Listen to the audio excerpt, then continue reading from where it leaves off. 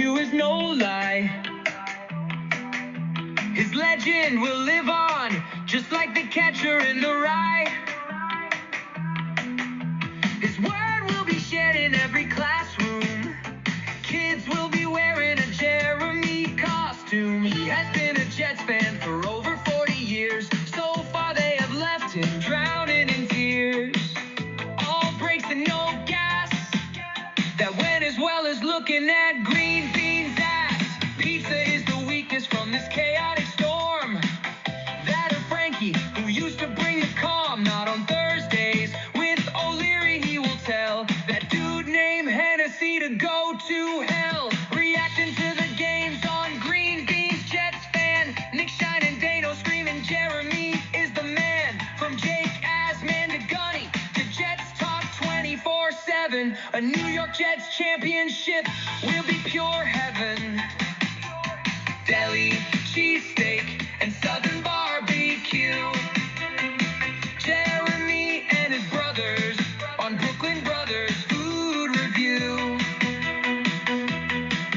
You can never get too much of his bald head. You won't forget his name until you're long dead. Jets chaos will never die. It will never die. It won't ever die. It just won't die. Jets cast will never die. It will never die. It won't ever die. It just won't die.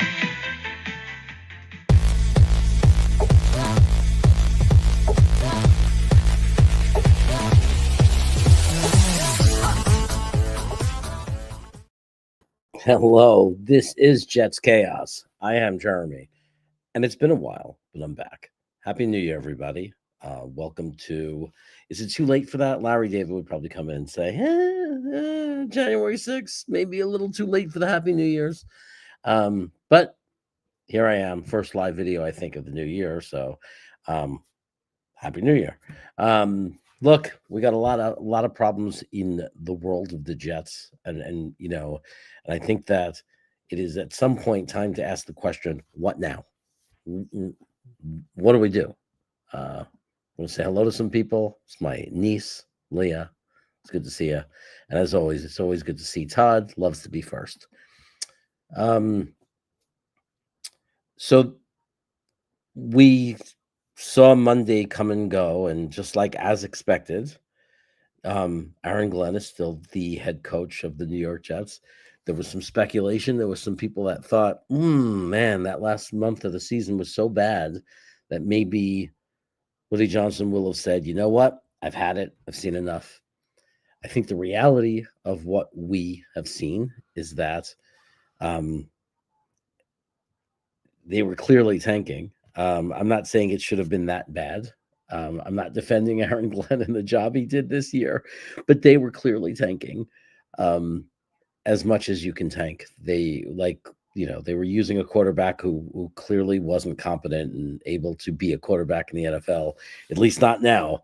So you stick a guy out there who doesn't really belong out there, is not really qualified to be out there in the NFL quarterback.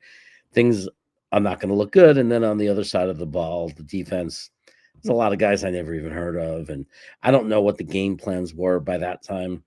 You know, I could only look at and think that Woody obviously was looking at the first 10 games or 11 games and thinking it was rough. Got off to an 0-7 start, but we were competitive. Started to win a couple of games, showed that we could win. And then we made the trade and everything just blew everything up, and realized that we need to go to the next steps. We need to rebuild the roster, and we need a new quarterback. And I think that they checked out. I think we saw that, to answer the famous question that's going on right now. And I'm going to move forward on Aaron Glenn. I'm just announcing we know he's the coach now, pretty much. And then I plan to fully move forward because there's no point in talking about it anymore. He's the coach.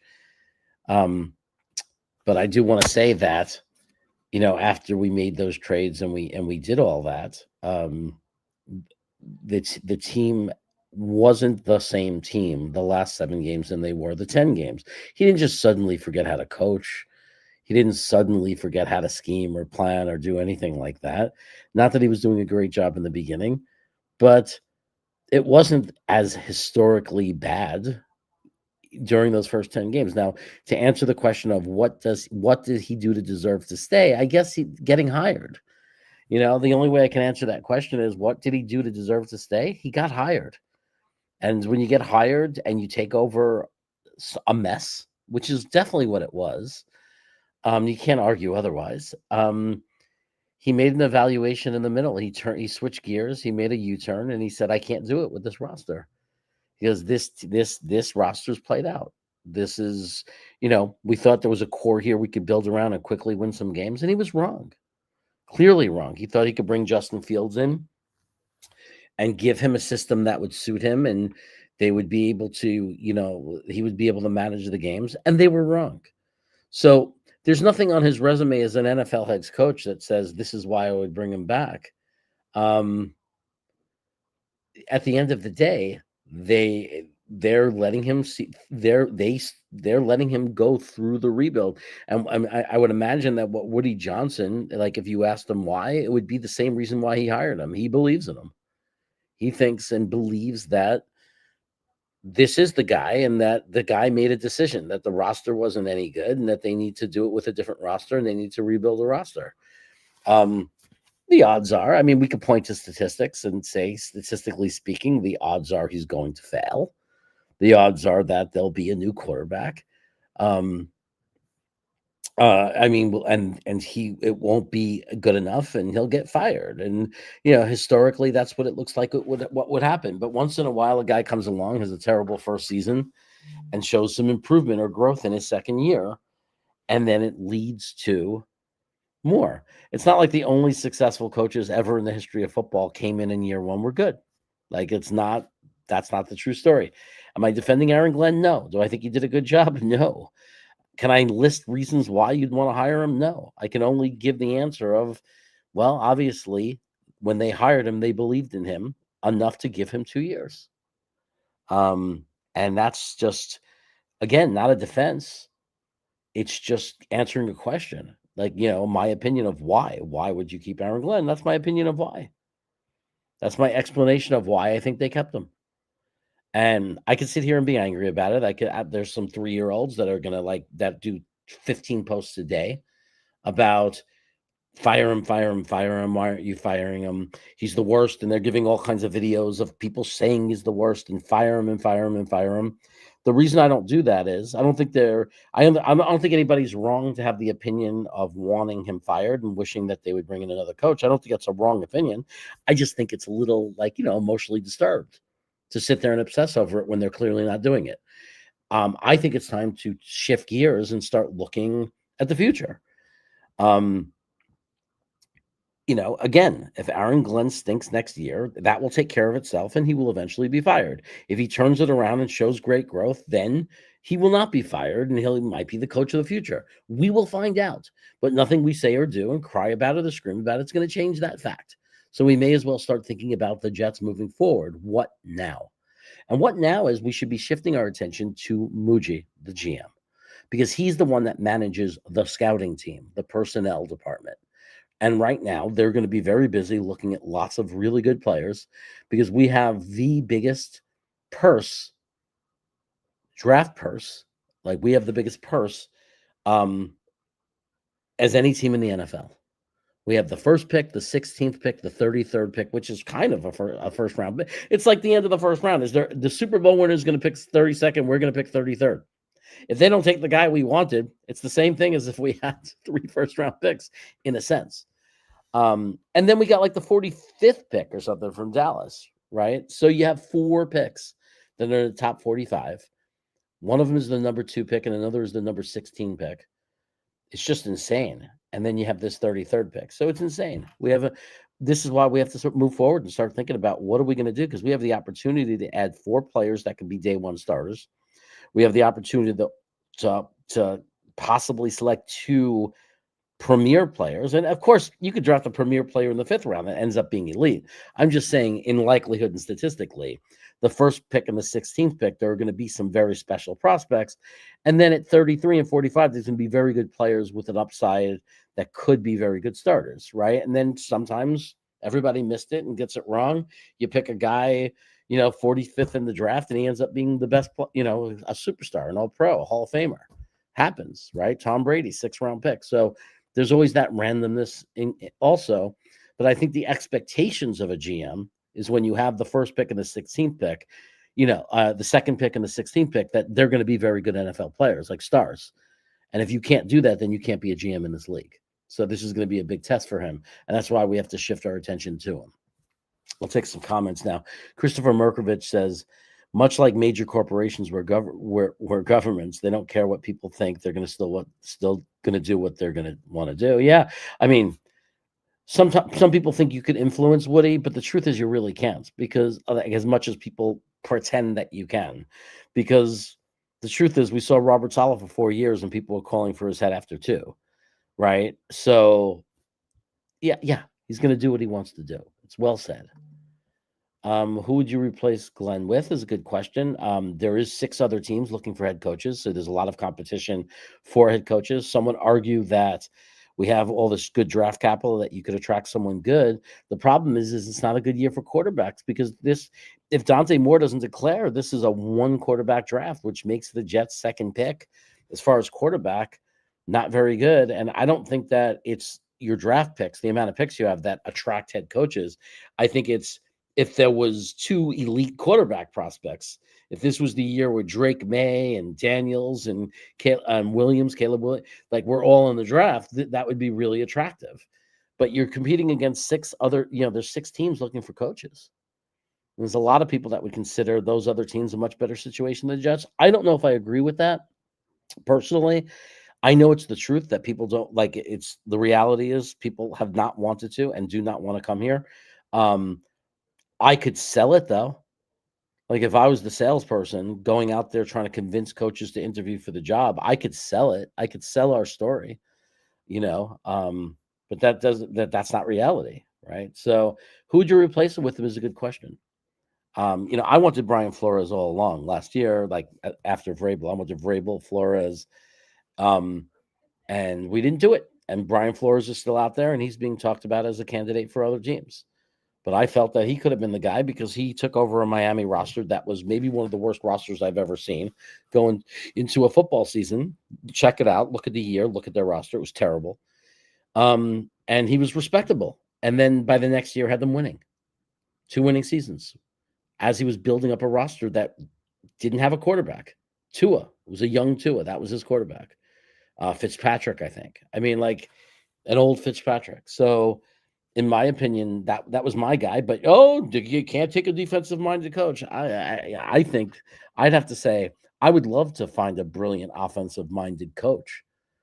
But my reality is, if you have a proven head coach, I don't care where he came from, defense or offense, because the reality is, if you hire a coach that was formerly a defensive-minded coach, what's really important is who they hire as their offensive coordinator. That's what actually matters the most. I wouldn't mind. I would prefer it, but I don't think that either Liam Cohn or Ben Johnson wanted to come here. Hence what I was talking about before. We have an issue where the coaches don't want to come here. The coaches just don't want to come here. I'm glad somebody brought this up. Todd McShay is hearing free agent of draft practice wants to come to this organization. This might get worse. I don't believe it, and I'm not worried about it. That's not the way coaches and that's not the way agents and young players think. And I've heard this a million times before. Only one time do I remember a really public thing where it was very public. And that was with Phillip Rivers and Eli Manning, where he didn't want to go to the Chargers, where that was an issue. You could say Shedeur Sanders. There were rumors that he said things like that about who should pick him and who should not pick him. But that's a very small little percentage of the amount of players that have been drafted over the years, right? Over the past 30 years. I don't know of many other stories. There may be some that I missed, maybe my years where I wasn't as following football as closely because of life. But I don't know much about players saying that they're not going to go anywhere. I think Todd McShay is just a guy looking for clicks, looking for attention, speaking his opinion. And I think it's a stupid opinion. And I think just because these people are in front of millions of people, or just because they have those jobs, don't make them smart. I don't think Todd McShay is an intelligent human being. I think he's just a guy with his take, sounding like a fan, like all emotion. Like I see those two clowns talking about how Dante Moore can't come to the Jets. If you're a top prospect quarterback, if you're going to be picked in the top 2 or 3 picks, you think a Super Bowl team is picking you? Like, where do you think you are going to be picked? Like it was Tennessee or the Raiders. The Raiders are a good spot. Have the Raiders been a good spot for quarterbacks? So this is just the typical Jets hate. I'm not really worried that it's going to become much of a problem because until it becomes a problem, because historically it hasn't been a problem. Historically, players haven't sat there and said, I'm staying in college to not be a Jet. You know, I think it's going to come down to Dante Moore's confidence level. There's going to be a lot of things weighing, like what happens in the college playoff. If they lose to Indiana, but he plays a really good game, what is he going to announce? Because understand, if his agent comes in there and says, look, you're going to be a top 2 pick, it's either going to be the Raiders that pick you or it's going to be the Jets. Like you're going to go 1 or 2.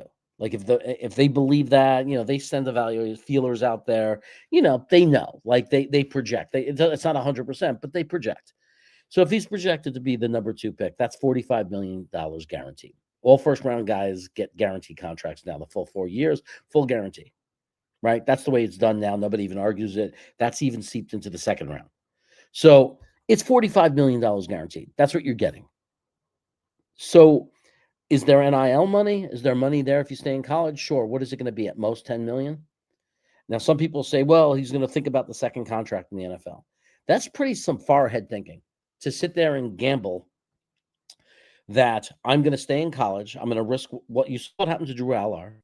You saw what happened to that quarterback in my Florida that the Jets took, right? And then ended up having to quit his career, who ended up never getting the millions of dollars, right? So you see examples of it. That's real. If you don't think the players are thinking that, if Dante Moore's not thinking, if I get tackled the wrong way and tear my Achilles in the middle of the season, or some things go wrong this season and it doesn't go well, and I drop out of the top 10 as a prospect because there's Arch Manning and a whole bunch of other quarterback prospects going to come in there, because we watched 3 or 4 prospects that were in the beginning of the year were supposed to be top 10 picks drop out of it that they're not even talked about in the first round.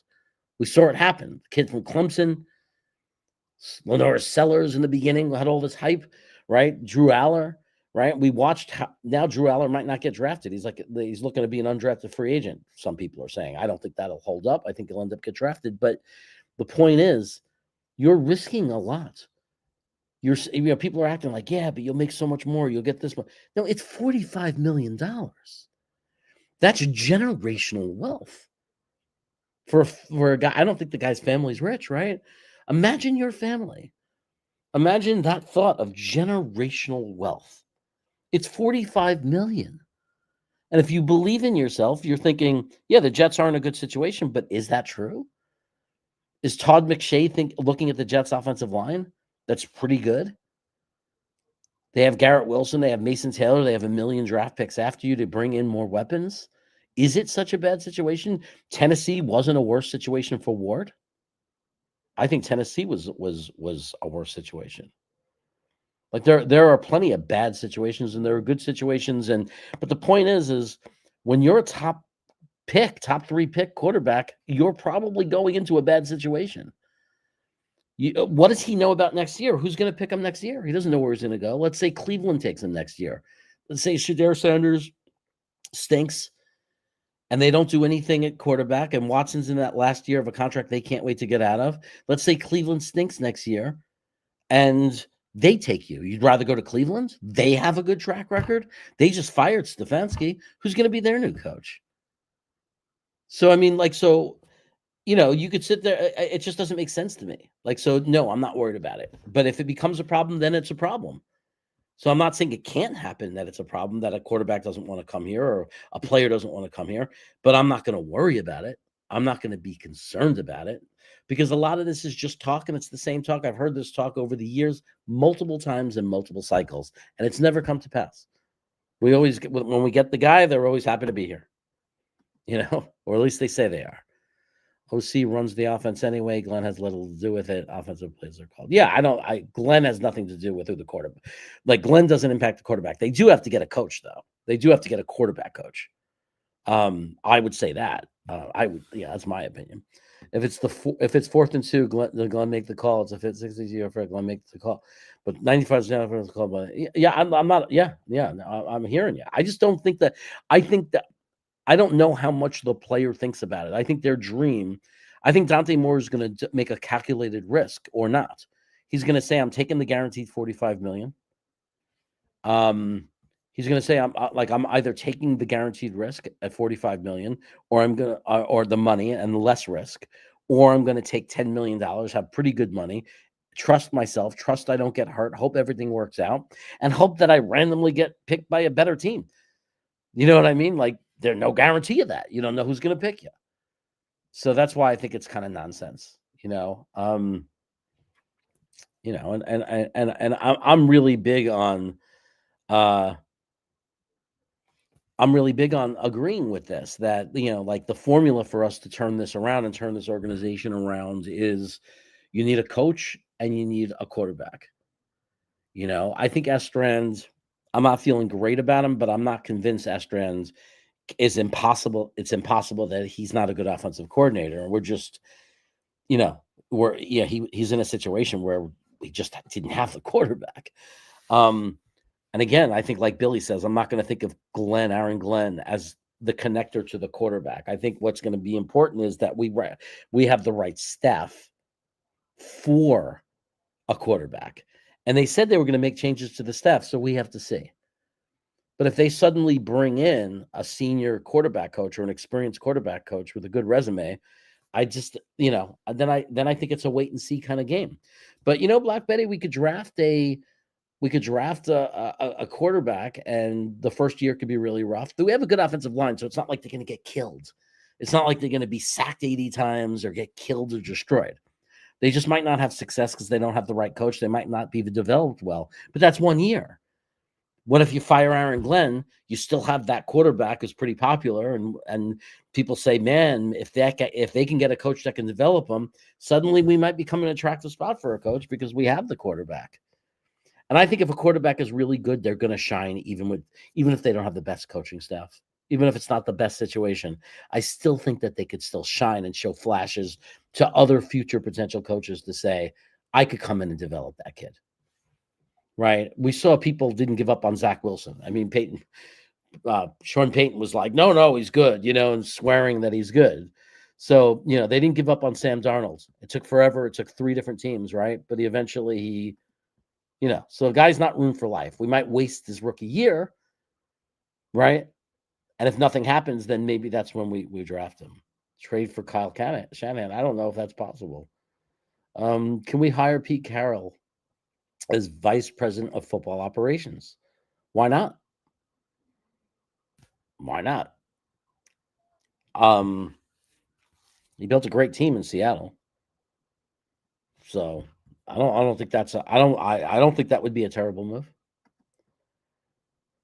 We should trade the second pick. Not against it if somebody gives us a disgusting haul of picks, and if they don't like if Dante Moore comes out and declares, and they don't like him, then I wouldn't trade it for for something minor. I wouldn't do a trade for just one little extra 3rd round pick. Because why wouldn't you just take Reese, and change your franchise? But I would.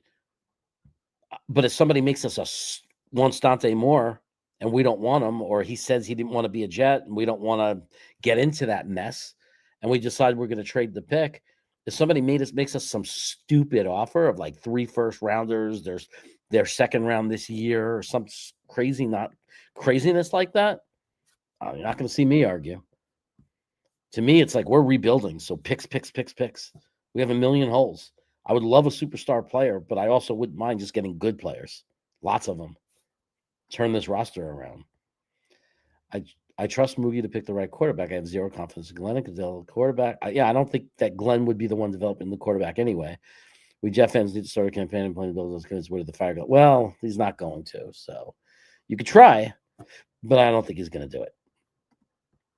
The problem is Dante Moore will make millions of dollars and go back to play college ball again in 26. If he doesn't like the team he'll be drafted to, he'll stay in school. Again, I address that. It's a risk management thing. Do I want $10 million to stay in school and I could fall off the face of the earth. I could get hurt. I could do what the guy from Clemson did. I could do what the guy, like 3 quarterbacks fell off the boards. I could end up being a second-round pick. There's a million things that could go wrong. It's risk management. Or he might believe in himself and say, Oregon, nothing's going to go wrong. Great offensive line, great receivers. I'm going to put up big numbers, and I'll still be a top pick. But then you don't know where you're going to go. Because anybody who tells me Cleveland is any better than the Jets, you smoking crack. Look at their history. Is that a good place to end up? It's a lot of bad places you can end up as a quarterback. So, I don't know. But it's $45 million guaranteed if he comes out. $45 million guaranteed just waiting for him automatically if he comes out. Generational wealth. His kids will be rich. Their grandkids will be rich if they don't do something stupid. Dante will make 4 times the money in the NFL, Billy. Yeah, thank you. Which is true. If he believes in himself, then it's different. You know what I mean? If he believes in himself, then it's different. But that's what it would be. It's risk management. He'd have to believe very heavily in himself that if he waits a year, he's still going to be a top 5 pick. He's still going to get the big contract. And he has to just believe magically he's going to end up in a better situation. Most teams that draft a quarterback in the top 5 of the NFL draft are not in a good situation. I'm not saying it's impossible, but it's usually not very good. I don't think the Jets situation is as bad as people think. I think it's bad as a franchise. I don't care about history because history only goes up to last year, in my opinion. Once you change the people, history is meaningless. And I think people who don't understand that lack critical thinking skills. And then you look at Aaron Glenn and say, he's not the guy developing you. It's Estrand and his staff. And we got to look at the changes they make to the staff. But as far as the team, you're not coming in against some terrible offensive line. You don't have some horrible offensive line and a weapon. It's not a situation like that at all. You're coming into a situation with an offensive line that's okay. Young tackles that are going to be around for a while. You're coming into a situation where you have your WR1. They have a bunch of draft picks. So if it's not this year, by next year, you're going to add on to that wide receiver and have another really big weapon. They might even go for that weapon this year, like it's 16. You might get a guy like Mekhi Lemon. So you might get that added weapon on. You can make an argument that it's not as bad a situation as people are acting out like it is. Because you could say, oh, but it's the Jets. Yeah, well, okay, it's the Browns. It was the Titans, right? Matthew Smith will tell you the Titans are killing Cam Ward, right? So, like, are they helping Ward out at all? Glenn will be fired next year, wasting another year of our lives and time. Very good chance. Like, I'm not arguing that, but nothing I could do about it. So, that's the key thing. Nothing I could do about it.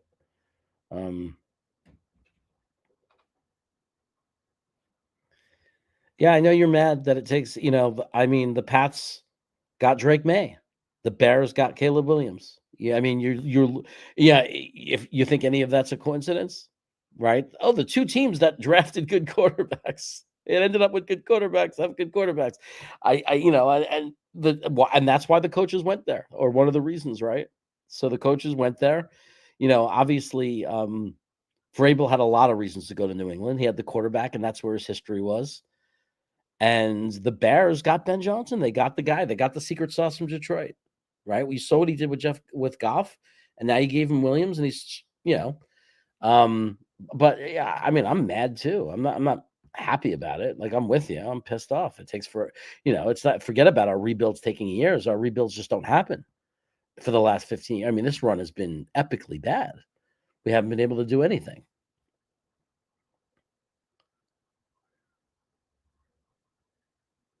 I mean, this is the attitude. This is where we are. We believe that we'll mess it up, and we haven't messed up every draft. We've had some good drafts. We just can't put it all together, right? It's hard to really, I mean, it's just hasn't worked out. And I think it always ends up, mostly comes back to quarterback. I think we've missed on coaches too. No question about it. It's very hard to defend Robert Saleh as a head coach. But the worst part of that was the bringing in, Rodgers coach. I mean, that was the worst part of that. Like, so then we had Robert Saleh as the head coach and a joke as an offensive coordinator. Basically Aaron Rodgers' friend, his butler. So when you do stuff like that, it's not gonna it's not gonna pan out for your organization really well. So look, things are really bad, but the reality is we could sit there and just cry about it all day and complain about it. I don't know, find another football team, root for someone else, stop being a Jet fan. Like, I mean, I don't know what else to say. But if you're sticking around and you're going to be a Jets fan, then what's the answer? Maybe you're younger than me. I've lived through good years, so I know. I don't. I've lived through good years. I've watched this team go up and down. I've watched up and downs. I've been a fan for over 40 years. So I know that this will end. This is the worst out of those 45 years. The last 15 have been the worst. There's never been this long. It's never been this bad. But I know it will turn because I watched it happen to every other organization too. Like through the years, I remember when Tampa Bay was a joke, right? Through the years, I've watched teams get terrible. Cleveland, terrible years. I've watched franchises suffer and struggle and be terrible. And then I've watched them rise up. And, Seattle Seahawks, man, I remember when they were terrible, when they were in the NFC or the AFC. They were an AFC team and they were terrible. And I watched them finally turn it around. I mean, and I don't know when it's going to happen. I have no choice. I mean, like Black Betty says, 40 years of fan. There you go. Then we have no choice. This is our team. And it's like we could sit here and say it's never going to happen, and everyone they touch. I don't understand as a fan. You could just sit there and keep saying that, but like, all right. So what do you want? You know what I mean? Like a lot of us wanted Glenn fired, or would have loved to see a better coach come in. I didn't want him hired to begin with, but he's the coach. And no matter who they bring in, it's very hard for me to imagine that this team's going to be very good next year. So if it takes an extra year, it takes an extra year. We might have to live with this guy for one more year unless he shows improvement. That would be worse. What would be worse if he showed a lot of improvement but still wasn't really that good? So we had to do a solid thing where we had to live with him for 4 years only to eventually fire him. That would be worse. But to me, it's like very, very simple. Like we got 5 draft picks in the next number 1 picks in the next 2 years. We have to figure out how to get a quarterback in this building. Like we just have to get a quarterback. Eventually Aaron Glenn will be gone, most likely, right? Nothing attracts a head coach, a top candidate. Nothing attracts that candidate more than a good quarterback. Nothing. Jacksonville had their pick forever. No one would give up on Trevor Lawrence. Every year, people kept not giving up on Trevor Lawrence because they said, well, get a coach. And every year they were able to get the coach they wanted. They finally picked the right one. Right? So we're all mad right now and we're upset. And we've been a fan for what? I see 48 years. Yeah. So we're stuck. And I understand you're venting, but what? Should I sit here and just vent with you? Is that what people want to watch? I mean, is that the content we want to watch? I'm trying to be a little different in this and what I'm doing, only because if you want to watch somebody just say that how bad Aaron Glenn is and how stupid we are for not firing him and how terrible the team is, you can go to almost any channel and you could hear that, right? I'm saying I don't disagree with the fact that things are terrible. But there's also the reality of what do we have that's not terrible? What do we have that's good at all? What hope do we have at all? As somebody, and for those of you who've been a fan for over 20 years, 30 years, you know this to be true. You've lived through it. You've watched it happen. You know that these things come to an end. You know that at some point it will happen. Does Woody Johnson have to sell the team? I don't know the answer to that question. I just know as a fan, every year I go in and I think, okay, what has to happen for this to end? What am I seeing? What am I hoping they're doing? My number one thing right now is I know that I can't make Woody Johnson fire Aaron Glenn, and he's our coach, and that I just have to accept that. I've come to that reality of acceptance. Once they did that conference, him and Mooj, it's over. He's not being fired. The second you put them at that table and had them talk about the future and do that evaluate, it's over. He's our coach. You know, I don't know. And I think that Woody Johnson is the definition of insanity. Like, I agree with that comment in the chat. He is the definition of insanity because he makes the same mistakes over and over again. So he is. If Woody Johnson really, really cared, he would find a guy like Pete Carroll, or he'd find a proven guy and just pay them a disgusting amount of money to run the team and take over. And Woody Johnson would sit in the owner's box and watch the games, and he would never say a word, and he would never get involved, and he would never talk about our players and never talk to the media. But he's insane. It's the definition of insanity. He thinks that somehow, because he's a rich oil guy who was born into richness, that he's superior to other people and that he magically knows. And he doesn't. He doesn't know anything. And anytime he gets involved, it's literally a completely unqualified human being, even worse, who's emotionally compromised, making decisions. And as the worst scenario, and it's destroyed this organization. It has killed us. So what we have to hope for is he gets exhausted from it, that he's embarrassed by it, and he just gives up and gives the organization to somebody. That somebody convinces him, just hire somebody to take it and run it. There's so many silent owners in this league that do nothing. They hire a guy and they just let him run it. But in the meantime, all I could do is hope that, I don't know if I want Dante Moore to declare for the draft anyway, because I don't know if I want the Jets to take him. I don't know. I'm not saying I don't want to take him. I'm just saying I don't know. He's not a generational guy. There's so little, he's just like when you take Young and when you take Stroud or when you take Sam Darnold or when you take Rosen or when you take any of those guys. He might be good. He might suck. I don't know how we could survive picking a guy that sucks. Like if Dante Moore, if we take Dante Moore and he ends up being good, yay, right? We're happy as clams. We're really happy. If we end up picking Dante Moore and he's a bust, we got another 5 years without the playoffs. If he's a bust, 5 years without the playoffs. If he sucks, that's what's so scary.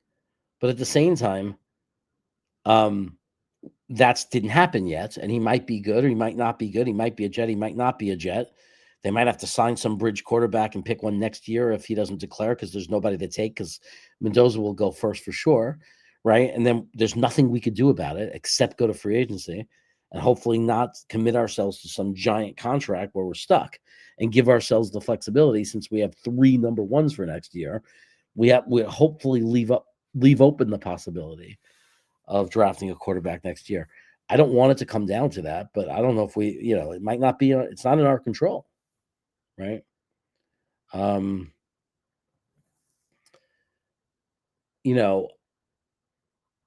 A lot of things, yeah, exactly. But I'm thinking the same thing, Black Betty. It could end up being a blessing. Dante Moore might publicly humiliate us, say I'm staying in school, I'm not going to. The rumors could go. He might say, he'll never say the words, but it might get out. He's not coming because he doesn't want to be a Jet. We're humiliated. We're embarrassed. Next year comes. We end up drafting a quarterback next year. Finally hit on quarterback and get a good quarterback, and Dante Moore sucks. It could happen. As a matter of fact, that's the most likely way something good would happen to us, if it was because it had nothing to do with us, right? The best way we could be helped, the most believable way that we could do something right as an organization, is by luck. By luck. We were going to do the bad thing, but the option was taken away, and then it dropped in our lap. It dropped in our lap. That might be the answer. That might be the way it happens. The way this organization is turned around. It drops in our lap. I like it might not be something, you know. Um, yeah, there's also he could get sick and just let go of control, right? I'm not hoping for any human being to get sick. I'm just talking reality. He's a really old guy. Like, I don't know how many more years we're gonna have to deal with him just simply because he's so old.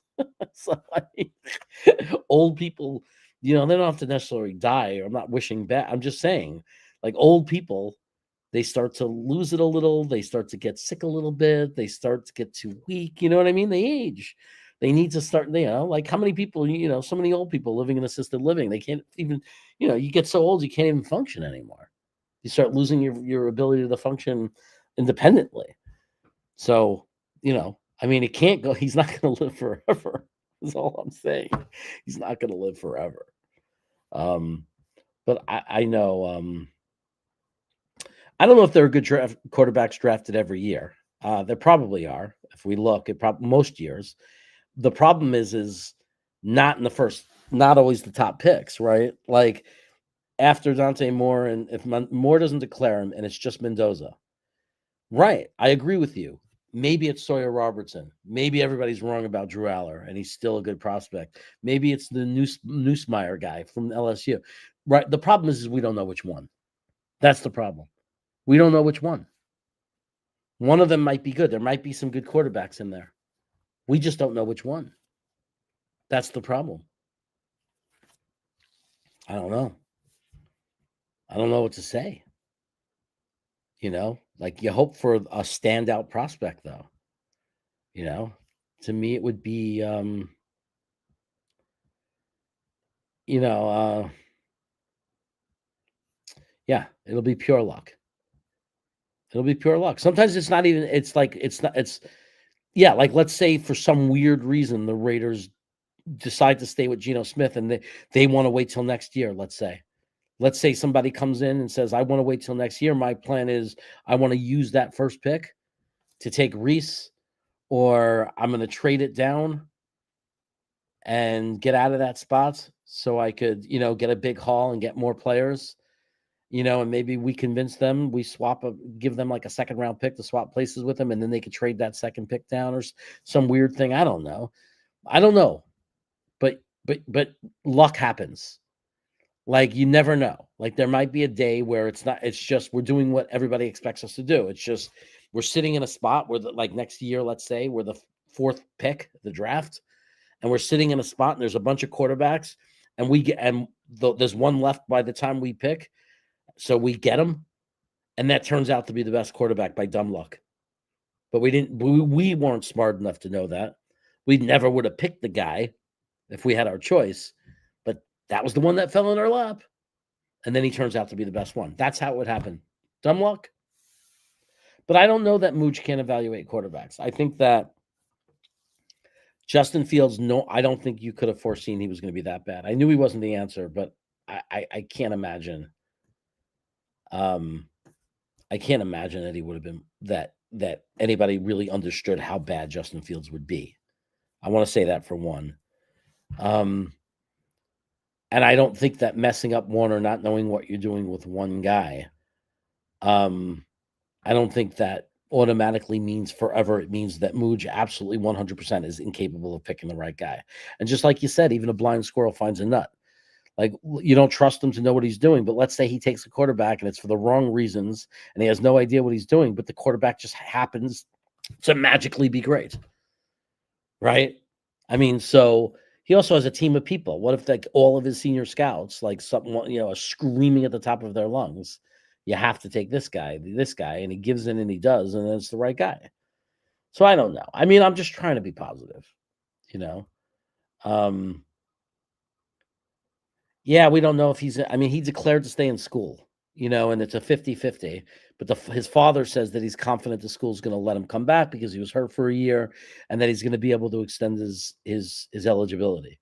So he's another guy we don't know if he's going to be there.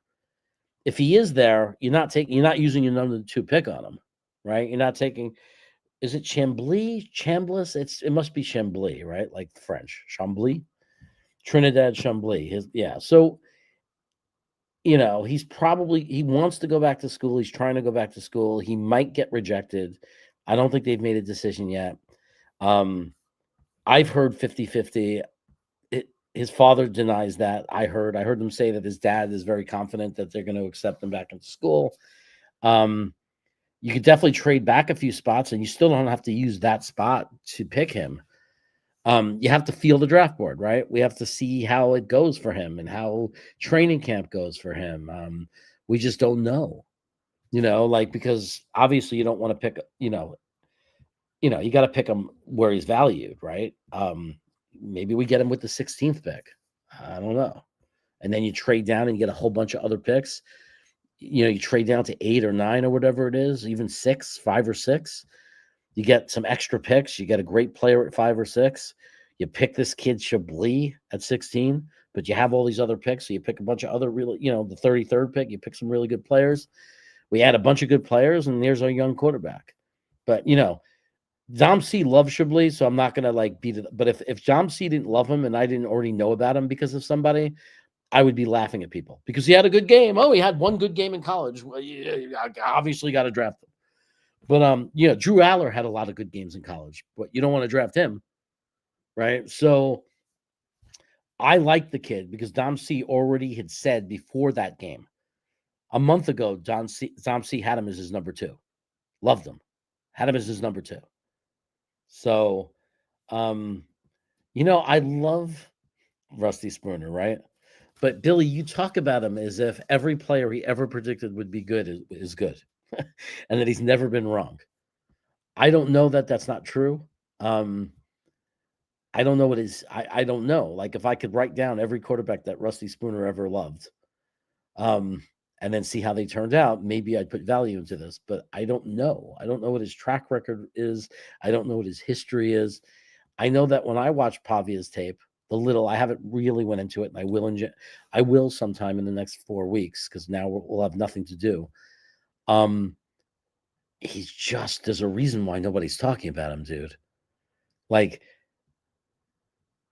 a lot of his passes are just like right in front of him. Like he's not doing anything that says NFL quarterback. I just don't see it.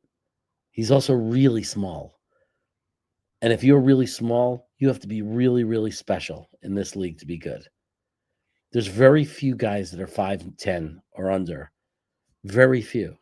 I'm not saying there are none. Russell Wilson is not a big guy, right? But I think he's 6'1", 6'2", right? Um, it's very hard. Like go through history, look at the height of quarterbacks. How many can you find that are that small? There's a physical disadvantage. And I'm not saying that makes somebody undraftable. I'm saying you have to be really special and really good to overlook something like that. Like really special and really, really good. So I don't know. I'm not going to say I'm totally know for a fact he's right or wrong because I admittedly haven't watched enough film on this kid yet.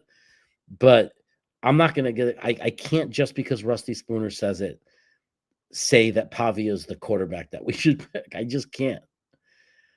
I mean, I love the guy and he's been right about a lot of players, and me and Rusty are usually on the same page, specifically with positional players. We always find ourselves on the same page. We find the same guys that we like, but quarterback is a different beast. Um,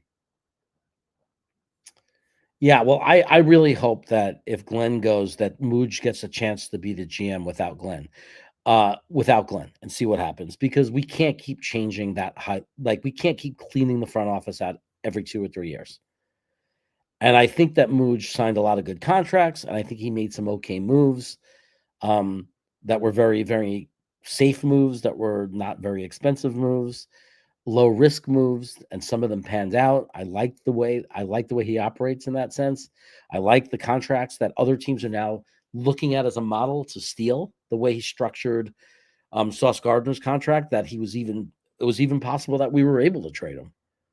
So there's I would like to see Mooj get an opportunity to be a GM without Aaron Glenn.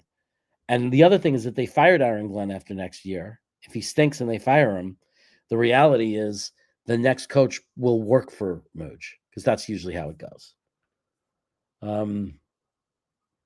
We still have Hooker. He's although I don't know what now that the year's over, I don't know what happens with Hooker. He looked pretty decisive last week in the second half. I don't know who you talking. Are you talking about Chablis? I mean, Chambly looks really, really good. Like, there's no question about it. Like, we all like him. Like, I got to see more of him. Obviously, I haven't done full analysis, but I take Dom C's pretty seriously. He spends a lot of hours in watching film, and when he named it before that game when no one else was saying that guy's name, Dom C said it, and then he came out and had that great game. So that piques my interest. I want to see more of this kid.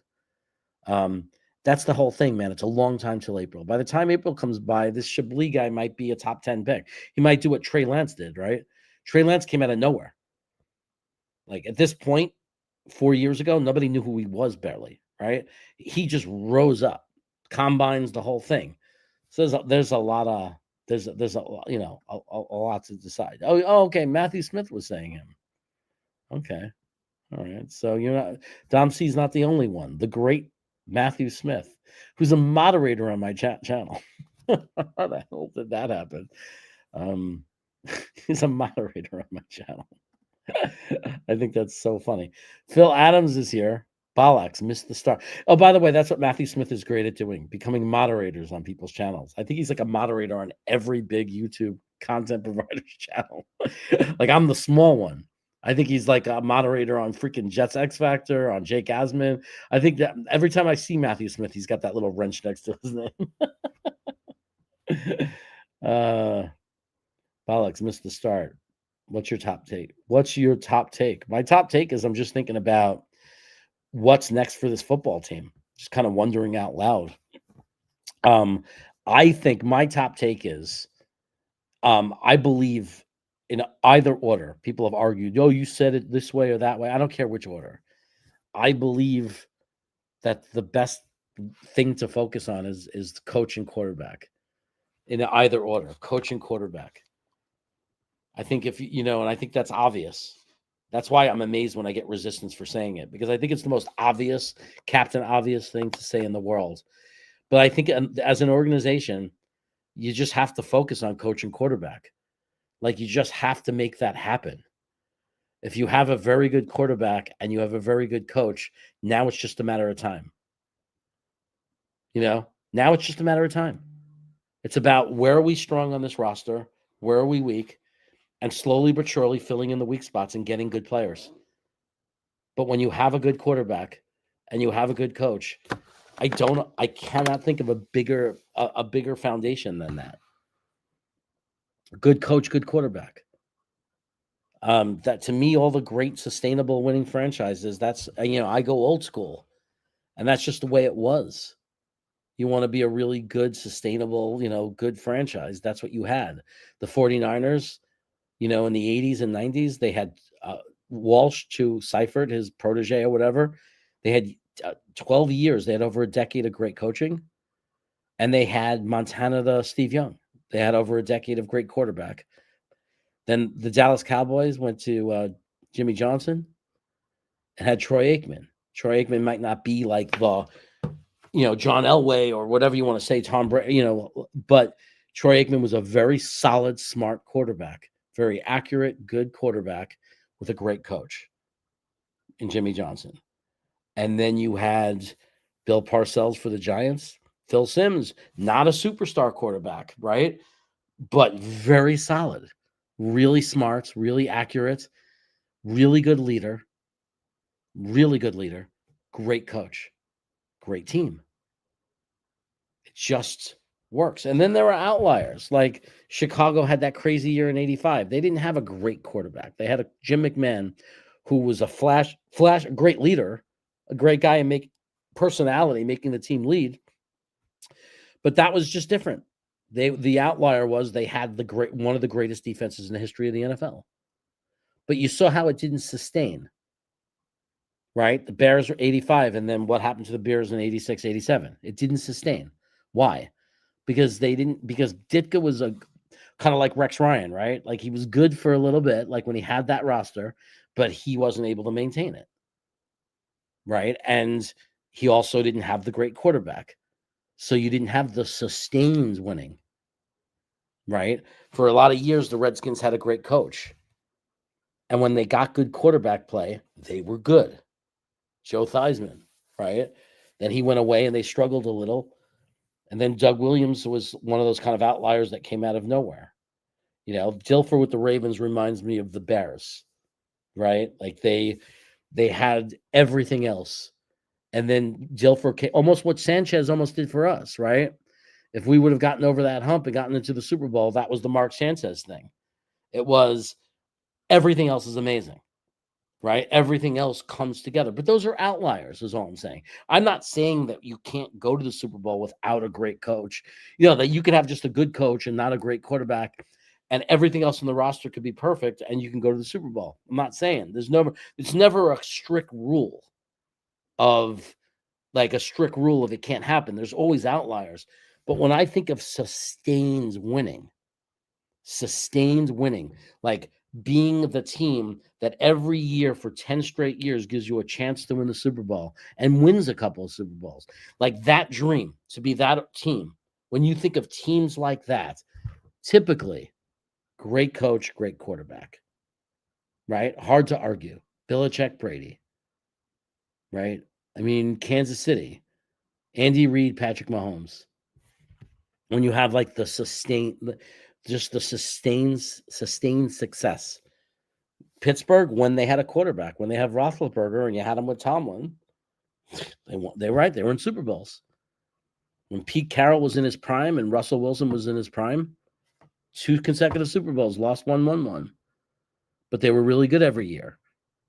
Like, it just seems to be like the obvious thing is if I'm a guy coming in, if I'm the head of operations for a football team, if I'm going to run a football team, all I'm thinking to myself is I got to find the right coach and with that coach work to get the right quarterback and then build from there.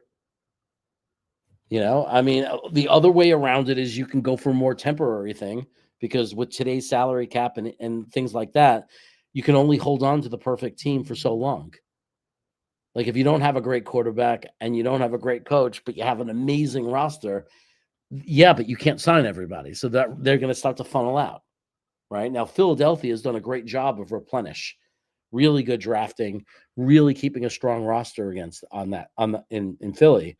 So there's a good example of another way to do it.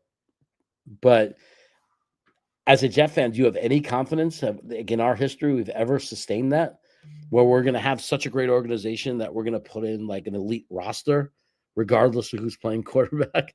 I think that it would be easier for us.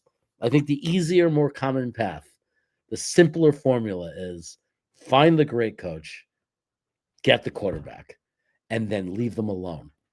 You know what I mean? And if Mooj is able to do that, if he's able to find the quarterback and the coach, and do the little moves he was making to put pretty good talent in, like middle of the roster guys, but then use the big draft picks and the big money for the stars, I'm okay with that formula.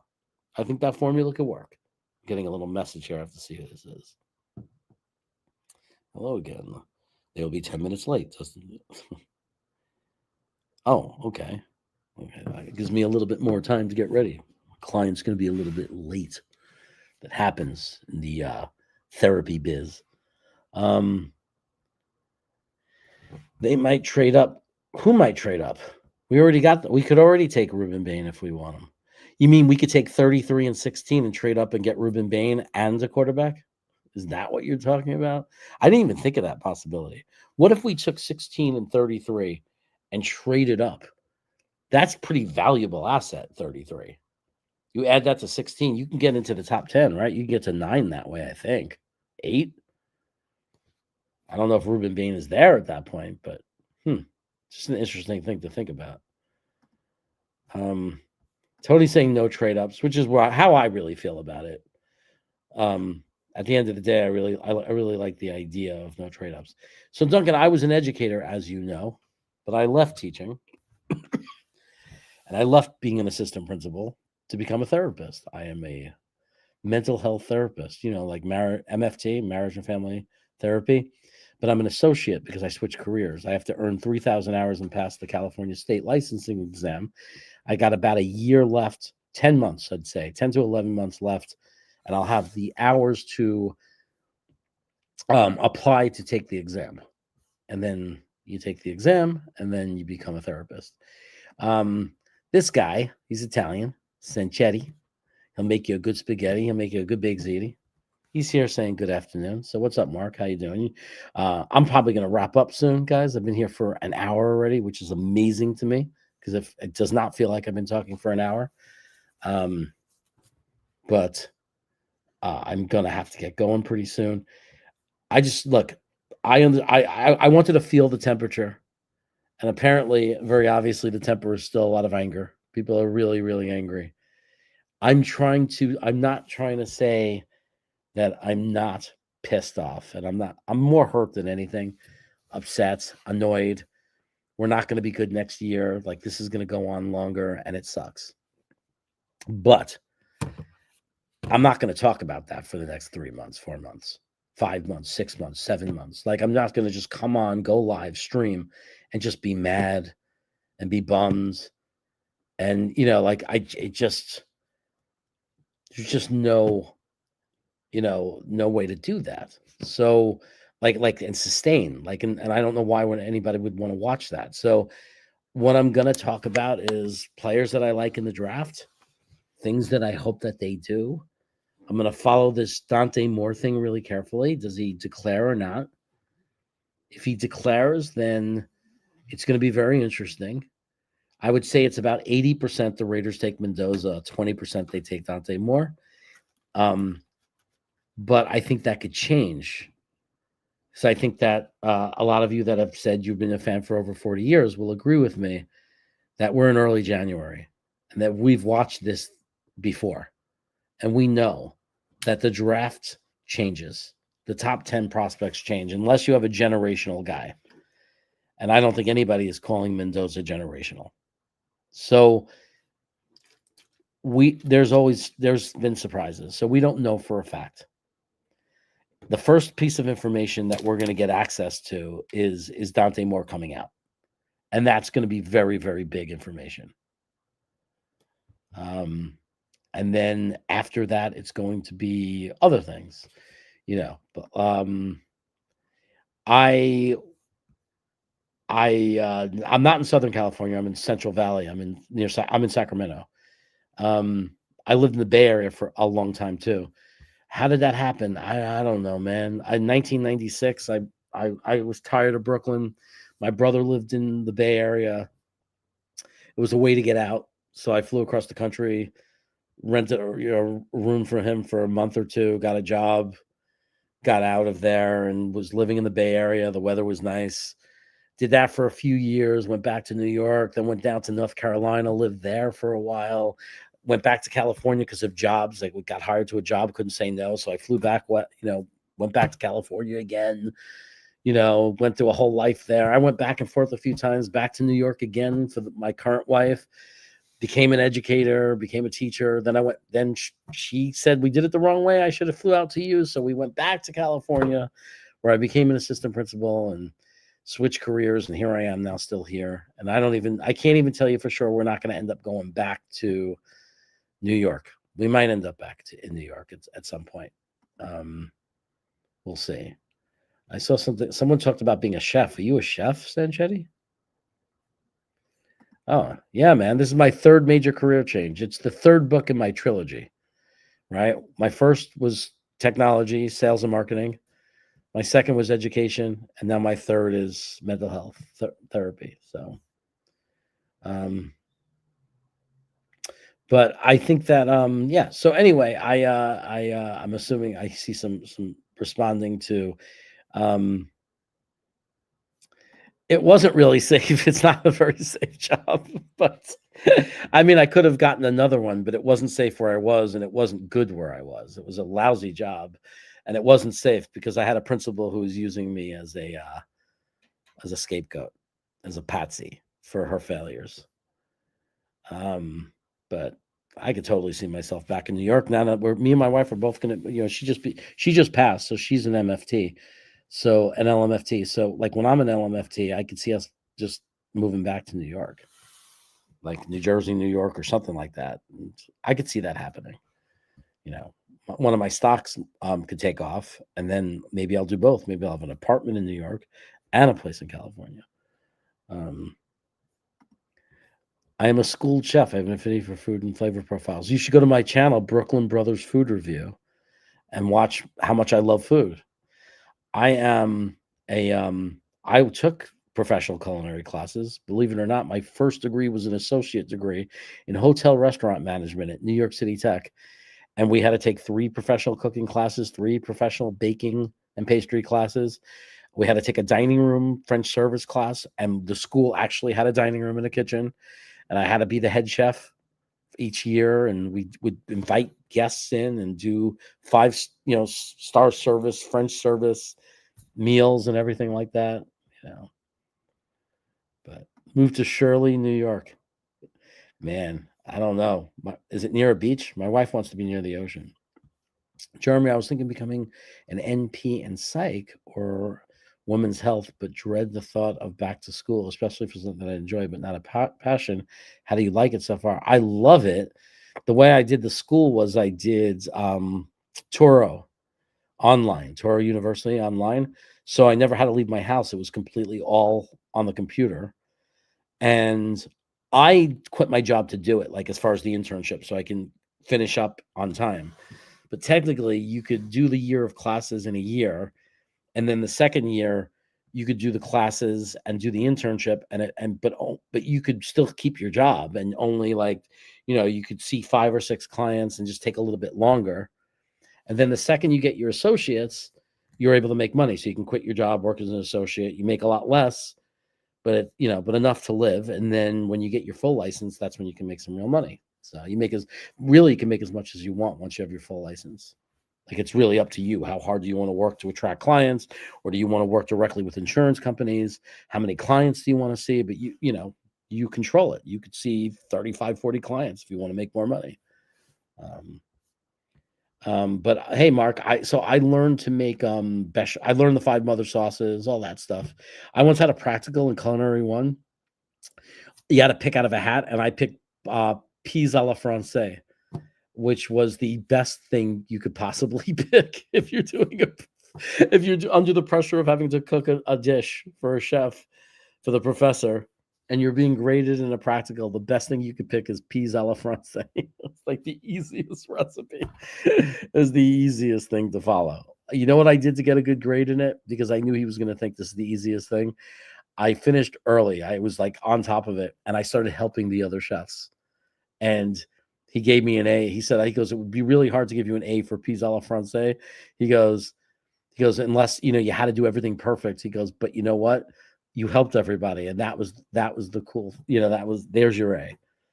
I thought it was bullshit. Like, don't put it in the hat as a choice if you could then complain about giving me an A for it. It had to be the easiest dish in that hat. There were people who got some real things. They had to make a bechamel. You could ruin a bechamel a million different ways. You know what I mean? Like, there's so many ways you could screw up a bechamel. So I was lucky. Especially somebody had to do like hollandaise, like one of the hollandaise type sauces. It's another thing you could screw up. I'm an RN already, so going back. Oh, that would be really hard to have to go back to school when you're already an RN. Yeah, it's not easy to do music photography. Yeah, I bet. But yeah, nursing, man, you can make a lot of money. Do the specialty nursing, like the anesthesia. You make a lot of money. But nursing's good because you have 2 kids. You're raising 2 kids on your own, right? So must give you some scheduling flexibility, and there's always work, right? RN, nurse, there's always work. I know that.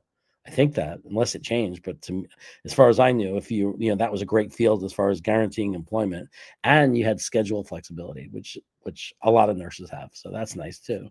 And you can make overtime when you need extra money.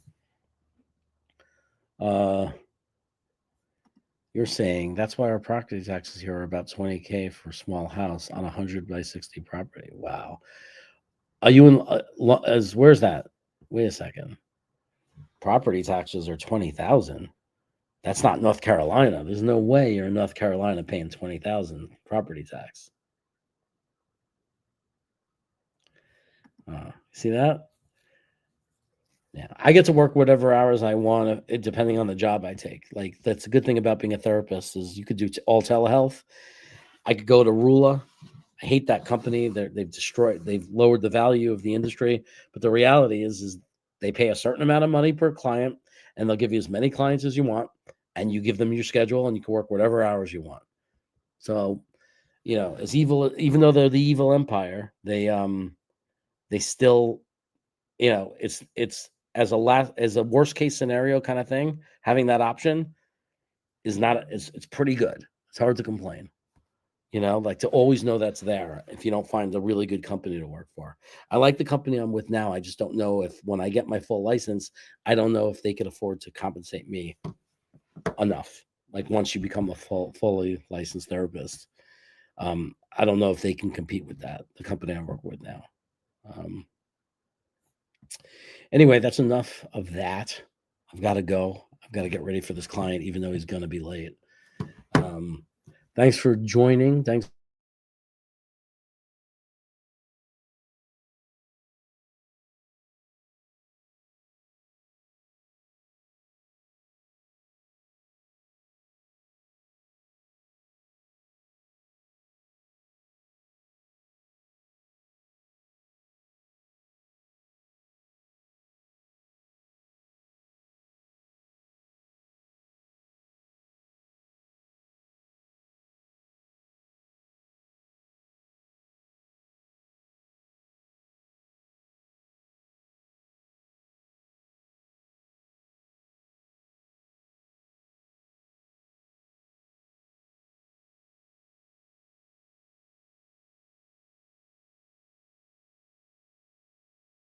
All right. I think I'm still live, right? I totally froze. I'm going to be called Frozen Chaos now. That's going to be my name. But anyway, before I froze, I was saying goodbye. And sorry for all of you that are paying terrible taxes. It really is disgusting. The how much taxes people are paying for certain things is just out of control, especially like regular people that are working hard and having to give away so much in taxes. It's just gross to me. But keep up the good fight, everybody. Thanks for joining me. Thanks for being here. I'm gonna end this with my favorite video of all time. And take care, everyone. Thanks for supporting. I'll try to come back as often as possible.